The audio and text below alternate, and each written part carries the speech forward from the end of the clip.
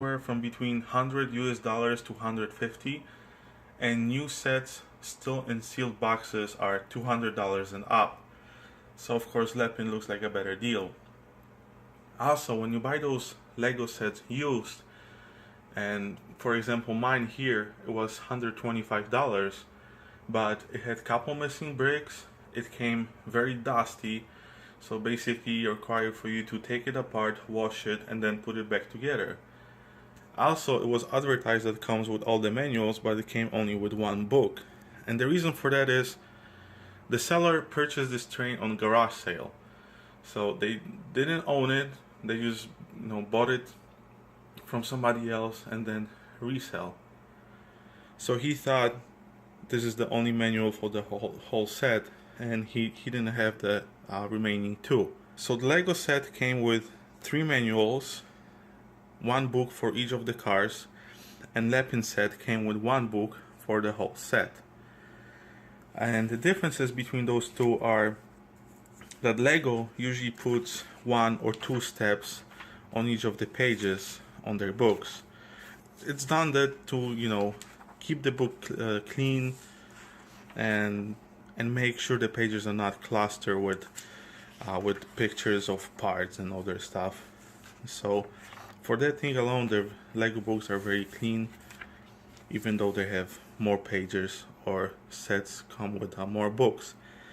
So with the LEPIN we have only 1 book, and as always LEPIN tries to put as many steps on each page as possible. Even those 2 pages over here, we have 8 steps in total. The graphics are very nice. I didn't have any problems recognizing the colors, and it looks like to me that the quality in printing, this is Lego, this is LEPIN, is a lot better than Lego, I have to say. The colors are crispier, cleaner, so that's a plus for the LEPIN itself.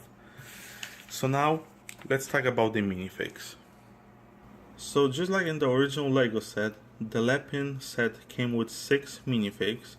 They are exactly the same, but there are small differences. For example, this lady over here has a different type of hair piece compared to the Lego. And also some of the printing on the faces, they look slightly larger than the printing on the Lego bricks. All the colors are the same, all the printing is exactly the same. There's little to no difference between LEPIN and Lego. As you can see here, we have Lego in the back and LEPIN in the front. The only minifig that actually has a small issue is this lady. The torso is kind of loose on the hips, but if I swap it, for example, with this minifig, this torso will sit perfectly fine on these legs, and this torso will sit perfectly fine on these legs. So now let's talk about some of the parts differences. So here we have 2 bricks from LEPIN and 2 bricks from Lego. As you can see, the Lego newspaper on the left, it has a title that says the Lego News, when LEPIN changed it to LEPIN News. And also on the small printing it says the greatest Lego hero ever, and on LEPIN it says the greatest LEPIN hero ever. The biggest differences are also in the suitcases, which I talked about before. The LEPIN suitcases are much wider, so they don't fit in like a storage compartments, and also the handle is molded to only one side of the suitcase, so it's slightly hard for minifig to hold it. Another difference is in train cars. As you can see, the couplers from Lego come without the plow pieces as it comes with the LEPIN set. There's actually 3 of those included in the LEPIN. Usually those are used on like commercial locomotives, not on the Horizon Express. And as always, the magnets on the LEPIN set are very weak, so I would recommend to replace those with Lego pieces. So now let's talk about the train. So both trains look exactly the same. They use exactly the same amount of bricks, exactly the same type of bricks, and there are no differences between them at all, at least from the outside. There's a couple differences on the inside, which I'm going to talk about in a minute. So let's compare these cars one to each other. So from the outside, both engines look exactly the same, but there are small differences in the printing quality and the sticker quality. For example, this printed tile over here is slightly darker compared to the tile on the Lego set. Also, the sticker here in the front on the Lego set, it has a much better detail compared to the sticker on the LEPIN set, which looks just plain dark gray. On the inside, they look very similar. For the LEPIN, we have the controls. The sticker is printed on a transparent foil, and then it's applied to the 2x4 brown tile. On the Lego set, the same sticker, I believe it's printed on a brown foil, and then is applied to the brown 2x4 plate, and it looks much better. The quality is much nicer on the Lego set. Also, this windshield over here, this is a printed brick. This is for the Lego, and this is for the LEPIN. There's almost no differences between those two. Also, the glass pieces for the Lego are very crystal clear. When the glass pieces for the LEPIN, they have a slight blue tint on them.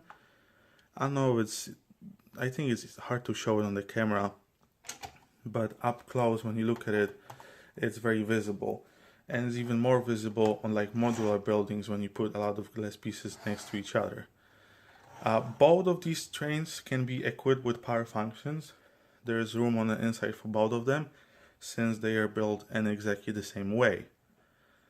So now let's move to the passenger cars. So here we have two passenger cars that are located directly behind the engine. We have the LEPIN on the right and Lego on the left. And you can see the difference over here in the sticker as well. This is the white sticker from LEPIN, but when it's applied to the brick, it looks slightly darker compared to the Lego sticker, which is very clear. From the outside, both of these wagons look exactly the same. There are no differences between those at all.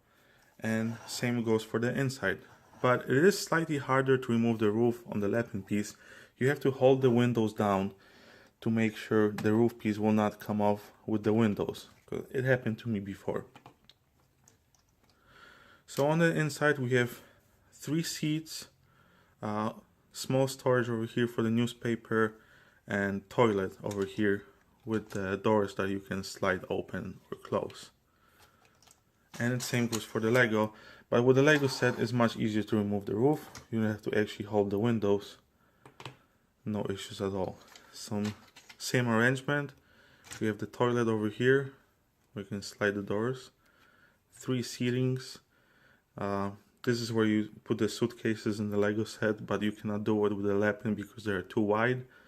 And this is where you store the newspapers.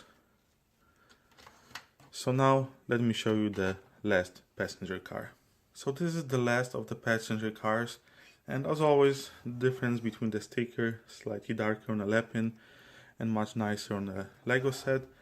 On the inside, as always, you have to hold the windows down, remove the roof, and we have 3 seats, just like in the other car.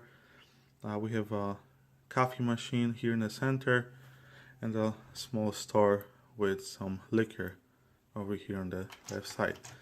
For the LEPIN, and this is where I want to show you the differences between the storage compartment between LEPIN and Lego. As you can see with the LEPIN, I slightly removed the drawers already, and easily I can put them back in, no problems at all. But as you can see, if I'm gonna try to shake the car, they will never fall off. But when it comes to Lego, wait for it, they both out. So if you're gonna move this train even more, there you go, they're gone. And it's not very easy to put them back in. But on the inside they look exactly the same. We have the coffee machine, the liquor store, and 3 seats for the passengers. So now let me show you the full train set. So here it is, guys, the LEPIN Horizon Express. Couple things I forgot to mention before. The wheels, I didn't have any issues with those like I had with my Maersk train. They fit perfectly fine. The axles are exactly the same as for the Lego set, and the wheels turn without any issues. Also, the magnets, like I said, they're very weak, so you'd have to replace those with a Lego pieces if you want to run this train on your tracks.